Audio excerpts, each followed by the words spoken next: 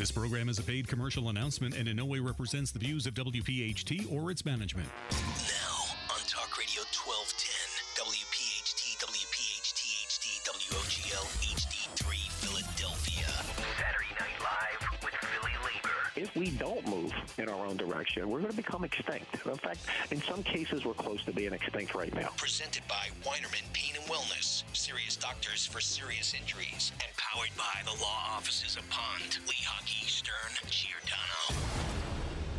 Talk, listen, and speak to the region's most influential leaders. It's Saturday Night Live with PhillyLabor.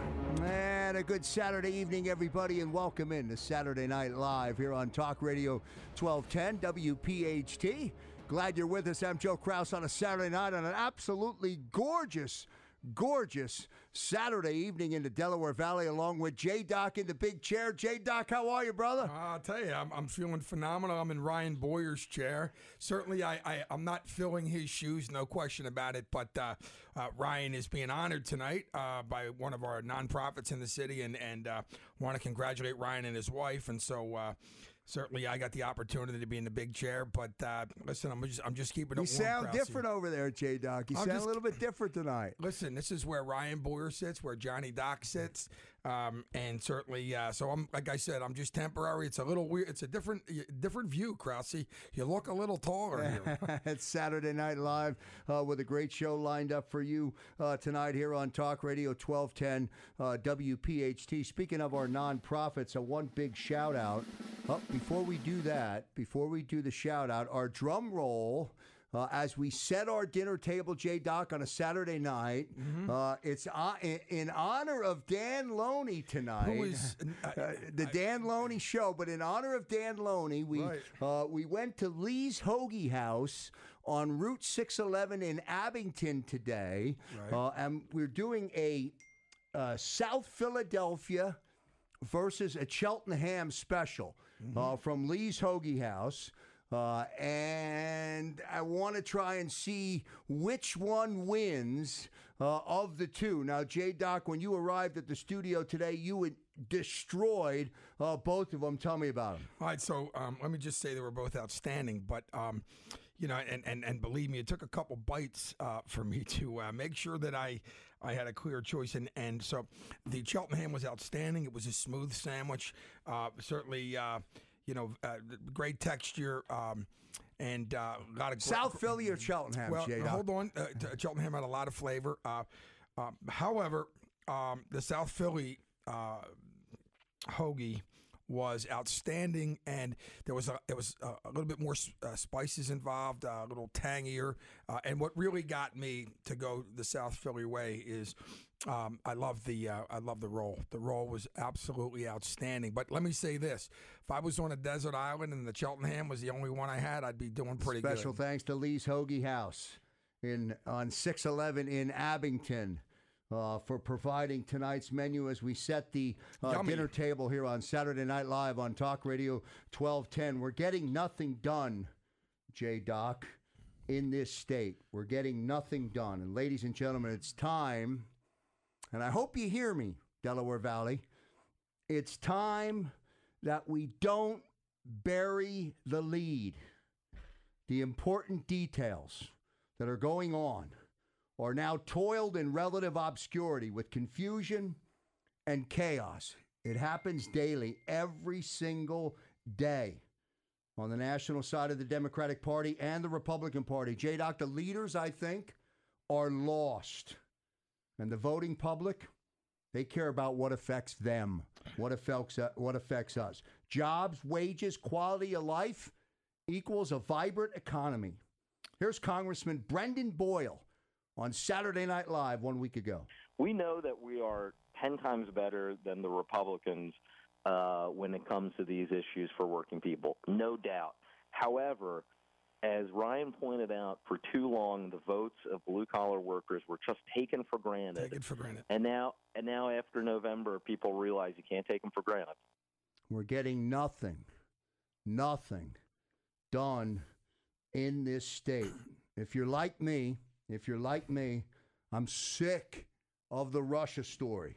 I don't care about Russia. I have no interest in the results of the investigation into Russia.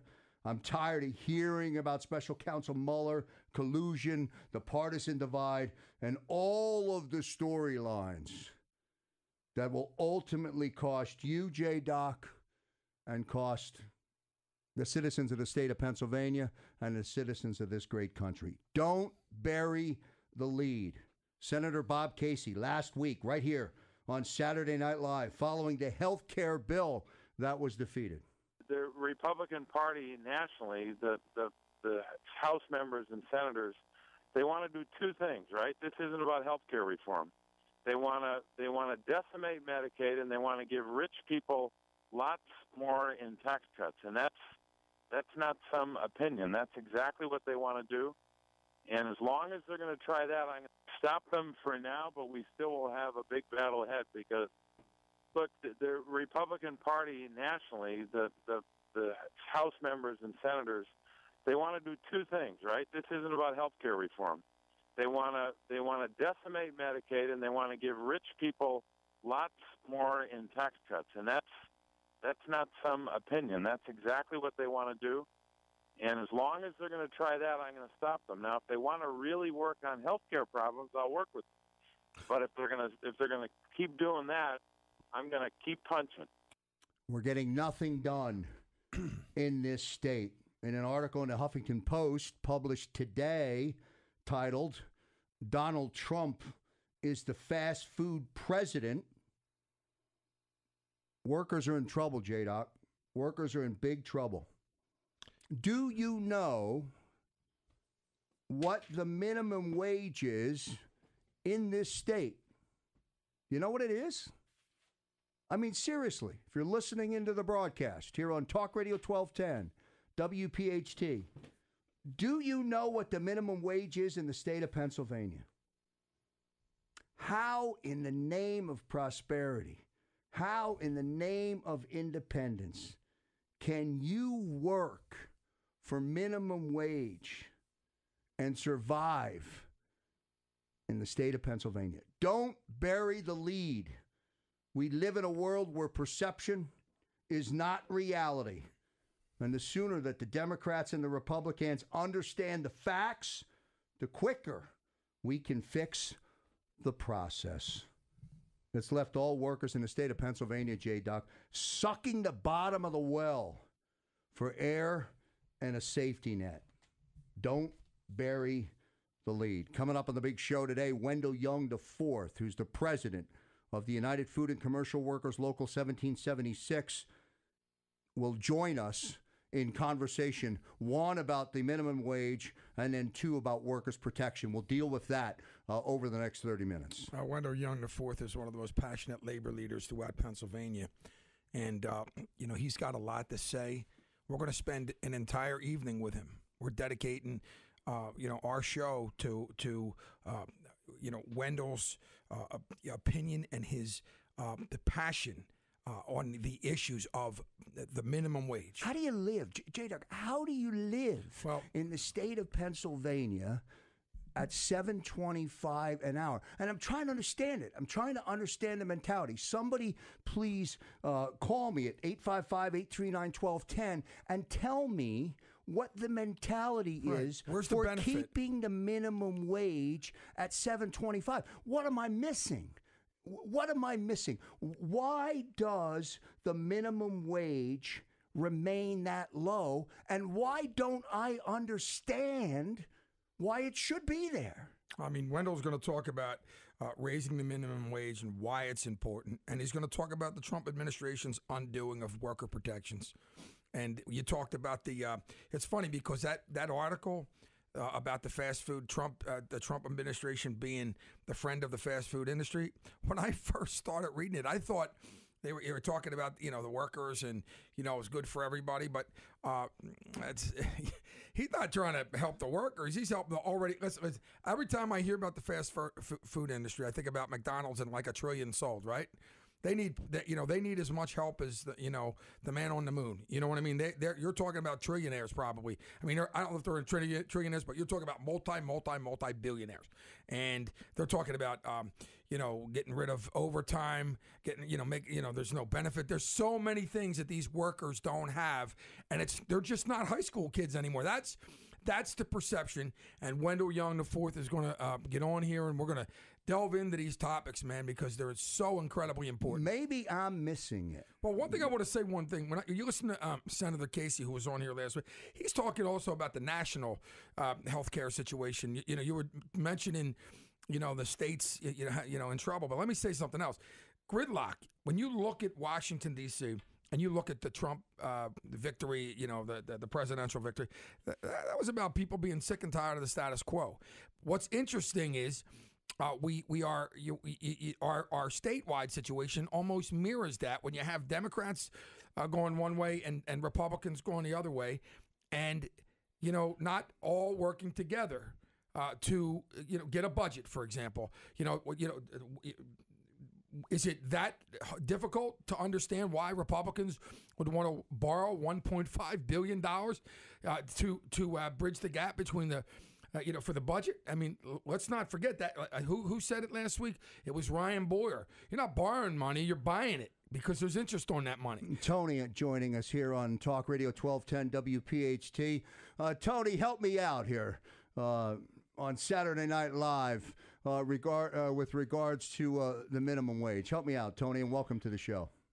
Thank you. Those kind of positions are supposed to be pass-through positions. You're not supposed to spend your entire career on the bottom rung. As we progress, we're supposed to, move upward and get paid better and leave those jobs behind for people who are coming in behind us. Tony, I understand what you're saying. But the fact of the matter is that there are, for example, elderly people working these jobs who lost their pensions, and there are no other options at their age.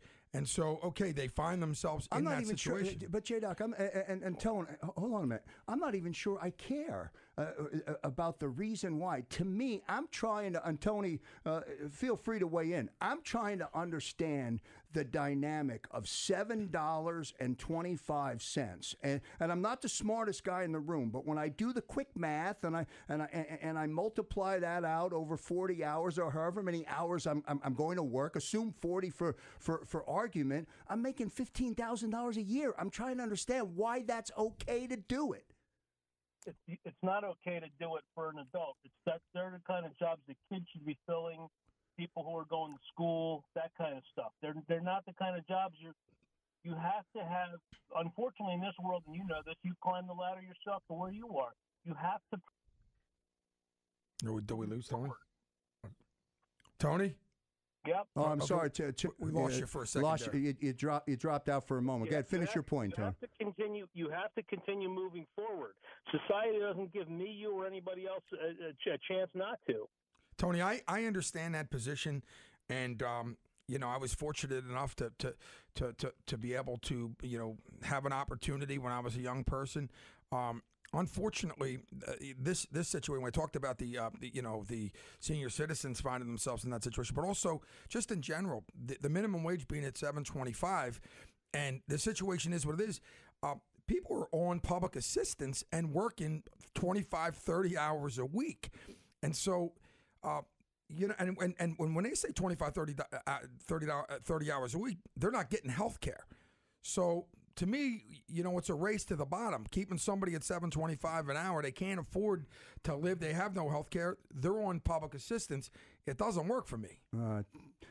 Tony from Turnersville, thanks for calling in to Saturday Night Live. Appreciate it, Tony. On Talk Radio 1210 WPHT. It's Saturday Night Live with Krause and J-Doc in the studio. Shout out to Ryan Boyer, who's being honored tonight for his work with a nonprofit. We'll continue the dialogue on the 2017 minimum wage, and we'll deal directly with the state of Pennsylvania. I can give you all the states, but at $7.25 an hour, J-Doc. Weigh in at 855-839-1210. We'll take your calls. Wendell Young will join us when we come back after the commercial break. Quick shout out to Charles King. Remember Charles, the blind power lifter who was in the studio 2 weeks ago? Well, Charles King won a gold medal. I won't participate on behalf of ourselves here at Local 98 or the Philadelphia Building Trades in conversations that are purely dominated on social issues that don't affect our jobs. Saturday Night Live here on Talk Radio 1210 WPHT. A good Saturday evening. Shout out to a good buddy of mine driving around listening to Talk Radio 1210. My buddy Jay Doc, and the irony of the text I received from Jay is that the first time I ever went to Lee's Hoagie House with Jay was back in 1984, I think it was. You must have been about 3 years old, Krause. And he's listening to the broadcast tonight, and it's ironic that Lee's Hoagie House provides our meal tonight, and we challenge. We didn't do the roast beef, but we did put the Cheltenham versus the South Philadelphia challenge together. J-Doc, you pick South Philadelphia. We'll get Glenn's opinion and his thought as the show rolls on here on Talk Radio 1210 WPHT, presented by Weinerman Pain and Wellness, serious doctors for serious injuries, powered by the law firm of Pond, Lehocky, Stern, and Giordano, fueled by our good friends over at Thrive Financial. 19 states began the new year being 2017, with higher minimum wages. We're talking about $7.25 an hour in the state of Pennsylvania. And a lot of people want to weigh in. Richard up in the Northeast, hang tight, Richard. We'll bring you into the conversation in just a moment. Wendell Young IV, president of the United Food and Commercial Workers Local 1776, joins us here on Saturday Night Live. Wendell, a good evening, sir. How are you? Hey, Joe. How you doing? Hope you're having a great weekend. No, I appreciate it, man, and thanks for weighing in. Wendell, certainly these are topics that you're passionate about. Let's, if you will, because we had a little discussion earlier, and you have so much information. Let's start off, regarding the minimum wage and bring you into that discussion. Set the table for us. So this is a huge problem, and Pennsylvania is a great example of a state that's really been left behind. The people of Pennsylvania have been left behind. You just said 19 states started off this year with raises in minimum wage. Many of them have indexed it annually, so we don't have a repeat of this where we'll have a decade or more or 2 decades before it's raised again. States, look at our border states, Ohio, New York, New Jersey, all raised the minimum wage. Ohio $8.15, New York $9.70, New Jersey $8.44. All those also indexed it so that it'll continue to go up each year. Even West Virginia. Now, let's face it, it's a little friendly rivalry between states. We think we're better than West Virginia. Sometimes we look at that as a little too rural for us. But even they have an $8.25 minimum wage. Maryland, $9.25. But when you look around the country, here's what you see. You see a lot of states that have already moved well past $10, already up into the $12 and $13 range.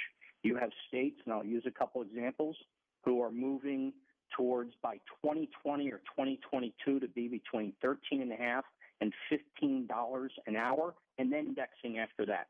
California, for example. Now, we all know California is kind of like their own nation. They're more progressive than the rest of us, which is, I think, a good thing. Look how successful they are. But when you look at that, they're at $11 coming this January. By January 1st, 22, they're going to be at $15, and then it gets indexed to CPI beginning January 23. That's the gold standard for this country. But look at a couple other countries or states like Colorado. Certainly not the bastion of liberalism, right? They're currently at going to $10.20 this coming January, and in another 2 years they'll be at $12 and then indexed after that. Wendell, help me. I don't want to get too far out on that until we get there, but help me out on $7.25 an hour, Wendell. I can't. I'm having trouble. I'm having trouble understanding how that even still exists. It doesn't work. It doesn't work for our state. It doesn't work for our country, and it doesn't work for Pennsylvanians. We are tied in last place with a small handful of states who pay the same minimum wage as Puerto Rico. Now, Puerto Rico is part of the United States, so they don't have to follow all the same rules. They're at $7.25. We're at the bottom of the barrel. We haven't raised the minimum wage in a long, long time. A raise to the minimum wage, here's what it means. Someone working at minimum wage, working 40 hours a week right now, only makes a little over $15,000 a year. Now, think about that. A health care plan for a small family costs more than $15,000 a year. All of these people working at minimum wage qualify for some sort of public support, often multiple types of public support. One of the big expensive ones, Medicaid. The same conservatives who won't raise the minimum wage, they want to get people off of Medicaid. You want to get people off of Medicaid? 100,000 Pennsylvanians will move off of Medicaid if they simply raise the minimum wage to about $10. It'll create about $50 million in Medicaid savings, and that's very conservative. And it'll bring revenue to the state. We have a budget problem. The hole in the budget that the last hole we're trying to fill is about a $200-300 million hole. Other than that, most of the stuff's been agreed to. Raising the minimum wage to a little over $10, $10.10, which still isn't enough, would plug $225 million of that hole just on income taxes. And what we all know, anybody that studied minimum wage, the people who make minimum wage or anything near it, they spend everything every week they get. So in addition to the income off the increased income, the income taxes off the increased income, there's a multiplier effect. They buy the products and services our economy produces. So if you use the pizza shop analysis, they're going to buy more pizza. They're going to buy bigger pizza with more toppings. That creates more jobs. That creates a more tax base. It percolates through the economy. And, another thing, we hear from the other side that this is all teenagers who are going to waste it and it's not going to go for good. Not true. Overwhelming majority of the people, 90% who are on minimum wage are over 20 years old, and a quarter of them are people with families and raising kids, single moms. 60% are women. Now, if you want to help the neediest people in this economy, raise the minimum wage and solve our budget problem here in Pennsylvania. Wendell Young IV, president of United Food and Commercial Workers, Local 1776, weighing in. Richard, Wendell, stay with us. I'm going to have you join the conversation along with J. Doc and Krause here on Saturday Night Live on Talk Radio 1210 WPHT.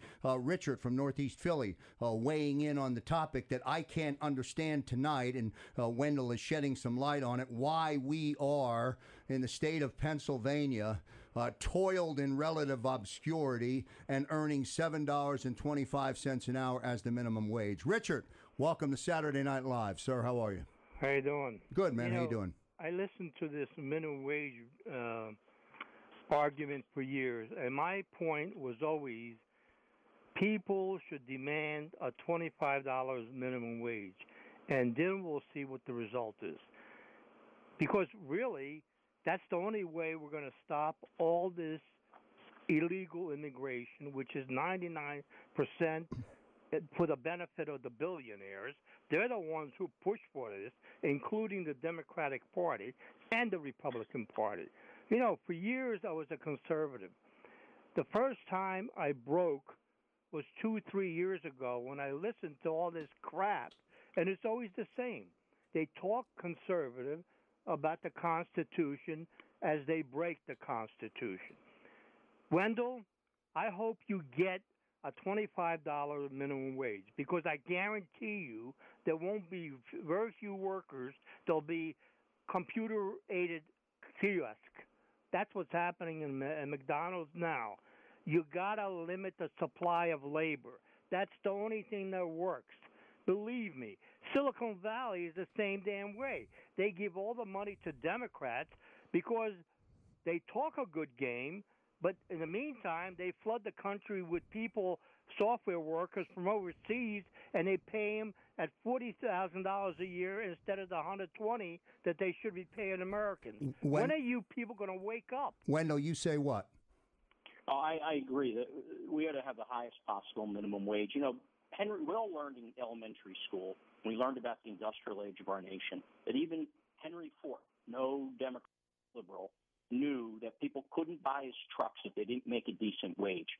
We have a service economy based on retail, hotel, hospitality, fast food, dine-in food, shopping centers that is mostly minimum or near minimum wage employment, and most of these people cannot participate in our economy. And that's not good for our nation's economy. It's not good for our world's economy. And sustaining a livable wage to get above a sustenance level, depending on whether you're married, have several kids or not, is somewhere north of $15 an hour.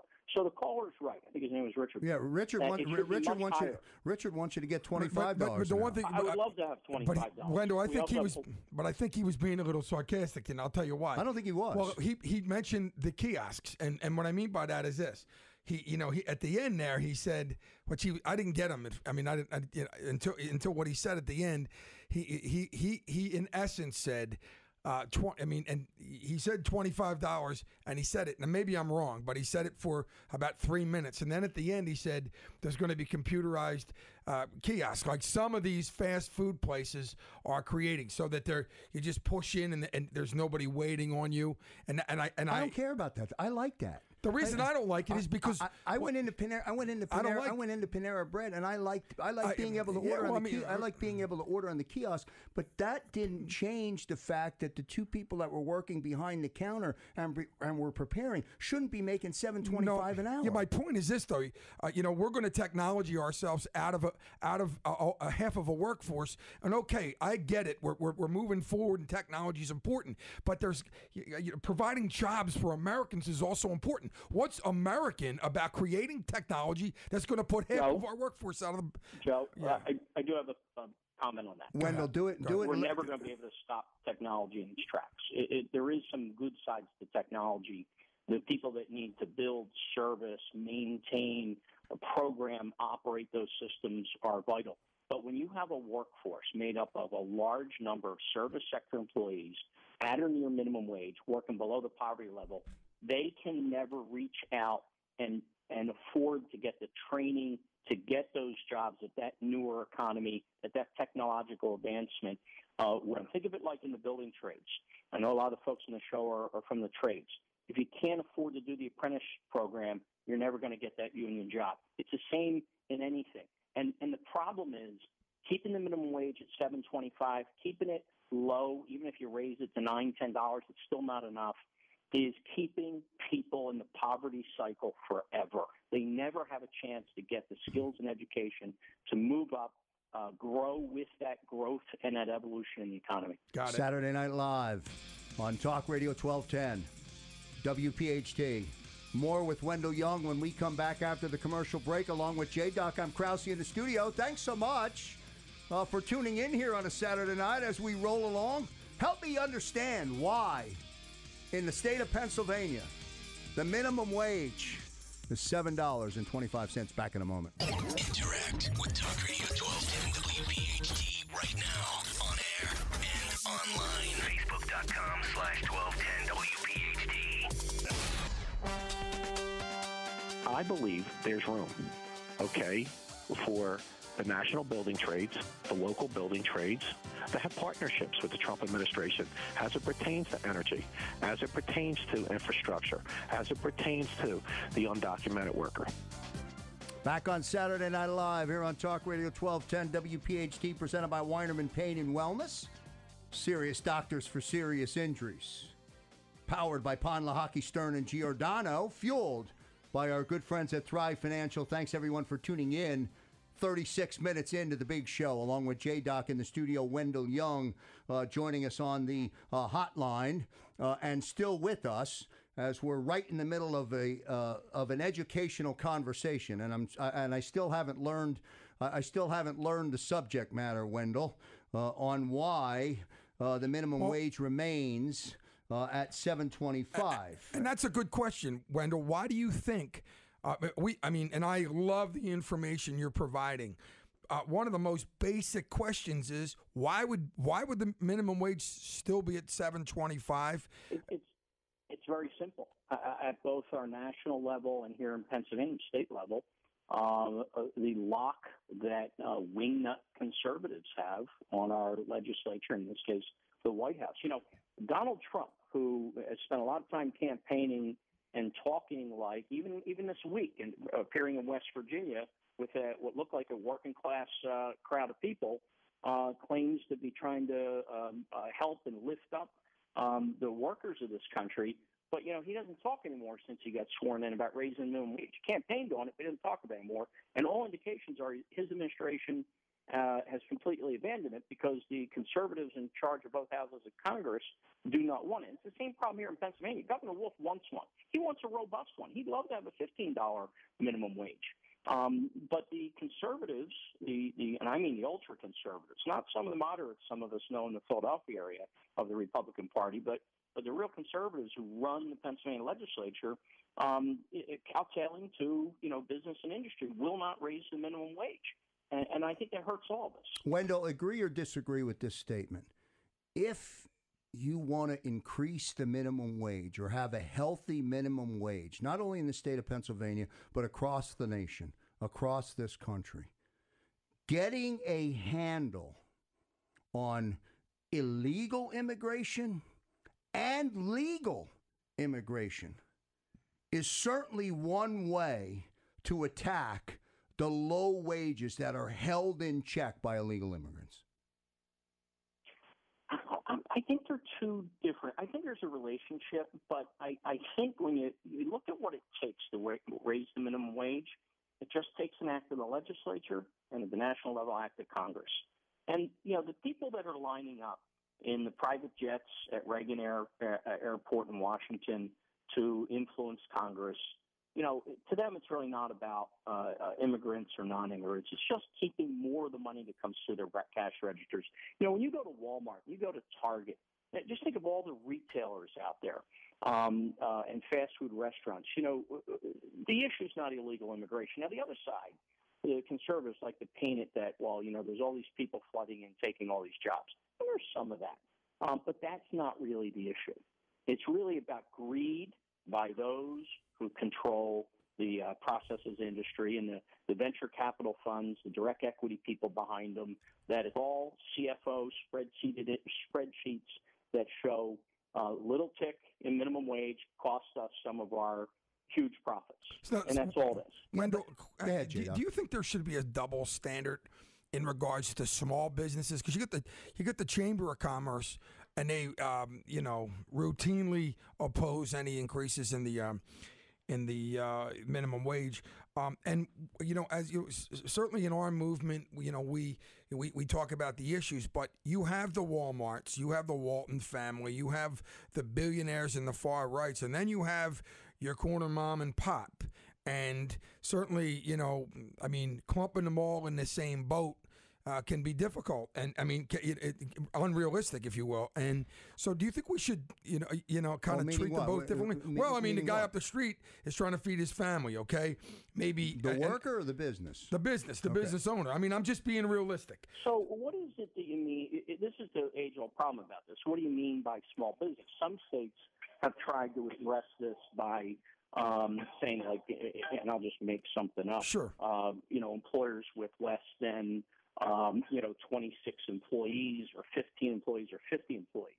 If you're a small firm, let's say a real estate firm with 10 employees and everybody's pulling, $100,000 or more a year except the 3 secretaries. Right. That's not the kind of small business that they're painting on the TV screens, right? Right. So you have to be very careful about that. I have a little different view. My feeling is if you can't make a decent profit and sustain a business while treating the workers who work for you, even if it's one person, decent, then you shouldn't be in business. You shouldn't make that profit on the back of someone that you're keeping in poverty forever. Sure. I agree. It makes sense. Certainly. I agree with the statement 100%. What I don't understand, hold on, J-Doc. Sure. What I don't understand, Wendell, and then J-Doc, you're welcome to weigh in as well. Given that premise, what I don't get or understand is the why, because, and you pointed it out, I think you referenced some statistics behind it, but the more revenue that an individual is going to make from a higher minimum wage is going to stimulate more money within the economy or within their circle or from that small business. Yes? Yes. When wealthy people make more money, whether it's through their income or their investments, they tend to reinvest. They'll spend some, maybe buy a boat or another vacation home or jewelry or whatever. When workers make more money, who are already living paycheck to paycheck, they spend 100% of that new money. If it goes into a savings account, it's a small savings account to get them past the bumps that are inevitably going to come along the road, like a raise in rent or something. But workers spend everything they make, and the less they make, the more likely they spend everything. That creates a multiplier effect in our economy, which is good for everybody in the economy. Sure, and you know what another point is, and as a business owner, because I've owned my own business, when you pay a higher wage, you get more quality employees. You have less money recruiting. You have better retention. With better retention comes experience. With that comes efficiencies. Exactly. There's a lot of reasons to it. But today's world, everything's run and owned, with few exceptions, by large venture capital firms, Citibank, Goldman Sachs, all those kinds of folks, Bain Capital, Mitt Romney, and they don't look long-term for 2, 3, 5, 10 years. They look at the next fiscal quarter and next year. It's all about increasing return on investment in very short time frames. They're really not interested in the long run because they don't own anything that long. That's what's different than when a lot of us grew up and people wanted to go work for companies that stayed here for a long time, and they wanted you to stay here a long time. It's not the way it works today. I've done a number of TV and radio shows with small business people from the different chamber groups outside of Philadelphia, and over the last few years on this issue. And every one of them said, I pay, to answer your question about small business, I pay more than minimum wage. I want good employees. I want them loyal. I want them to work hard, and I want to reward them for that. One of them said, I wish they would raise it a little bit every year, so we're not having this debate every 10, 15 years with a huge jump being considered. And then I can plan and budget in my business. And that's the difference between people that are really out trying to run a business and make it in this economy versus legislators who have no, freaking idea what they're talking about. If you're listening to the radio show, if you're listening to Saturday Night Live on Talk Radio 1210 WPHT, take a moment, do the quick math while we go to commercial break. 40 hours a week, 52 weeks a year, at $7.25 an hour in the state of Pennsylvania equals what? I don't want to give the answer, Wendell. I want you, if you're listening, to do the math. We'll talk about it after the break. It's Saturday Night Live with PhillyLabor on Talk Radio 1210 WPHT.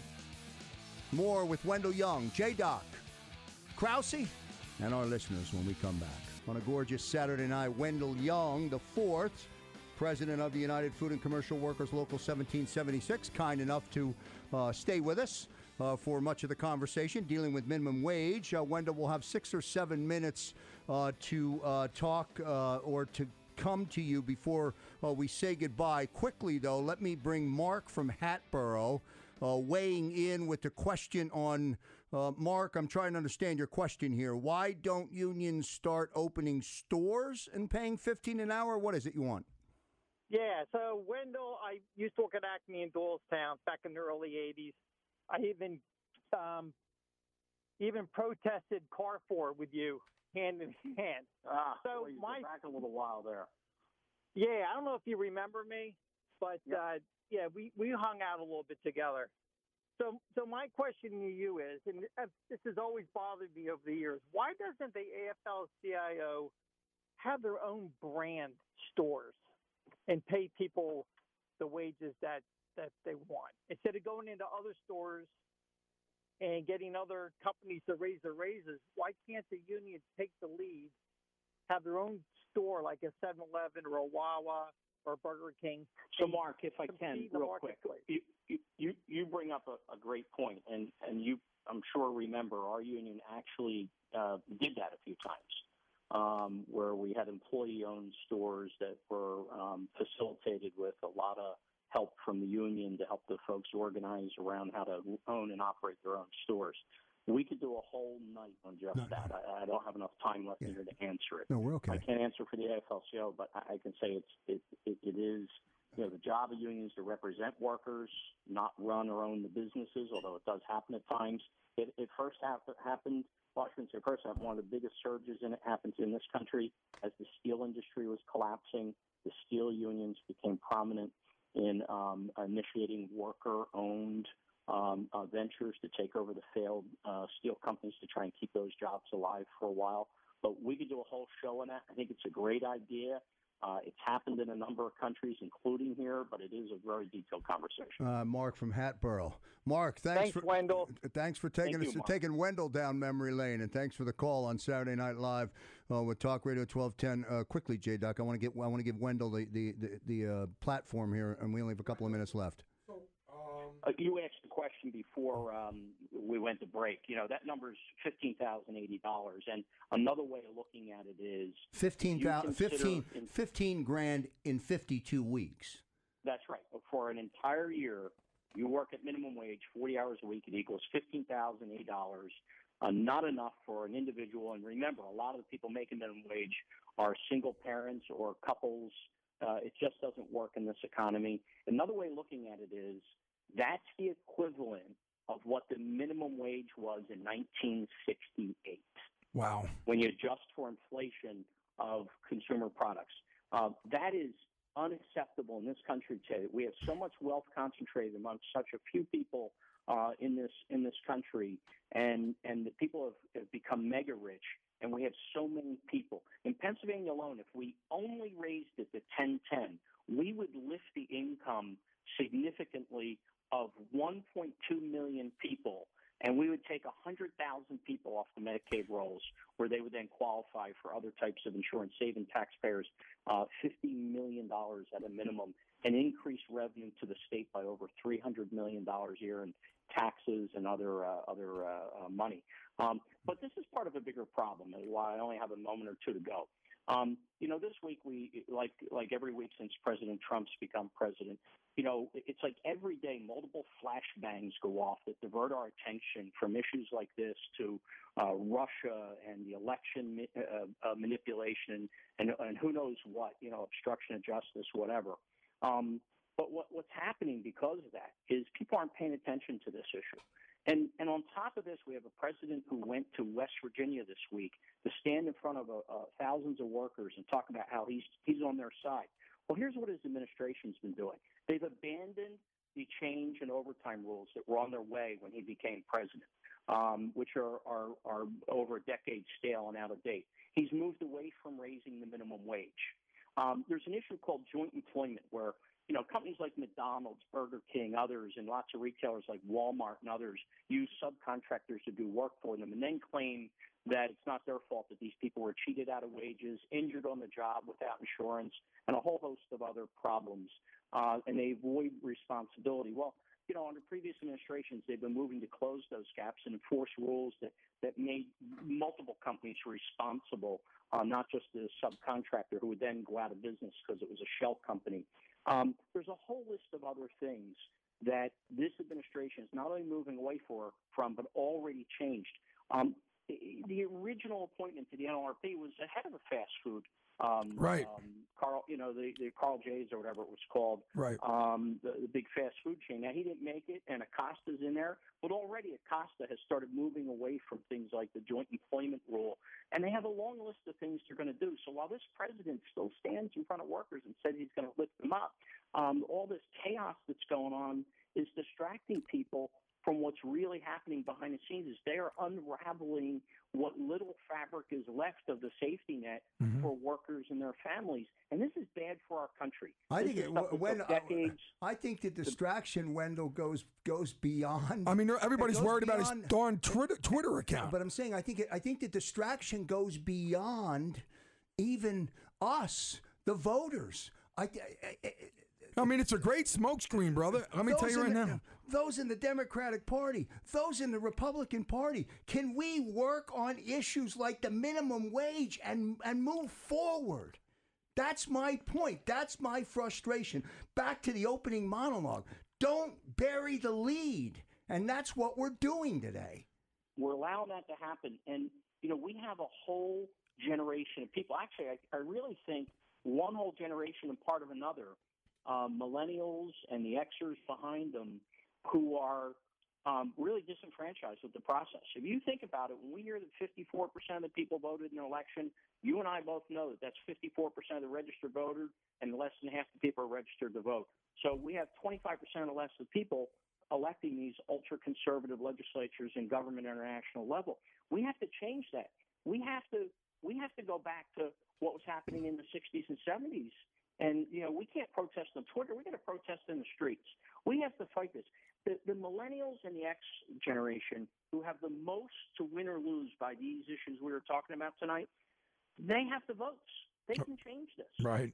Absolutely. We've got to get them registered now to vote. Wendell Young, the fourth president of the United Food and Commercial Workers Local 1776. Wendell, thanks so much, man, for being on Saturday Night Live here on Talk Radio 1210 WPHT. It was my pleasure. Thanks for inviting me. Thank you, Wendell. Good stuff with Wendell Young here on Saturday Night Live. Glenn, where are we on time? Help me out here. In 2 minutes. Okay, J-Doc, back to the original monologue. Sure. Don't bury the lead. Well, the point also, if you listen to Wendell, and let me just tell people about Wendell. Wendell represents thousands and thousands of workers. Right, he's in the soup. He's right in the tank. Absolutely. We've talked about it many times. The wine and spirits workers, guys like Mike Terzai, who want to put. They're not going to rest until they put 5,000 workers out of a job. Would be the biggest layoff in the history of the state of Pennsylvania.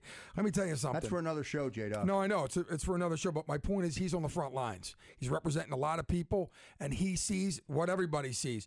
We maintain a $7.25 minimum wage. We're going to have people collecting public assistance, working 40 hours a week. Now, what we're complaining about the welfare state, people are complaining about it. Give people a minimum wage, a higher minimum wage, and let them care about their jobs. Give them something to lose. Saturday Night Live here on Talk Radio 1210 WPHT. Don't forget, on a lighter note, Eagles open practice tomorrow down at the Link. There are other union workers, the right? Second of two as the Eagles get underway with an open practice and then their first preseason game at Lambeau Field. How about that? Starts on Thursday. That's going to bring our big show to a close. Again, congrats to Ryan Boyer for his recognition, him and his wife being recognized this evening. And we send our prayers and our thoughts every week that we do this broadcast out to John Doherty and to his wife as things roll on here in the Delaware Valley. On behalf of J-Doc, Wendell Young, Ryan Boyer, who missed bringing food, and for Glenn behind the glass. Stay tuned for the Dan Loney Show tonight from 8 to 11. I'm Joe Kraus. See you next time.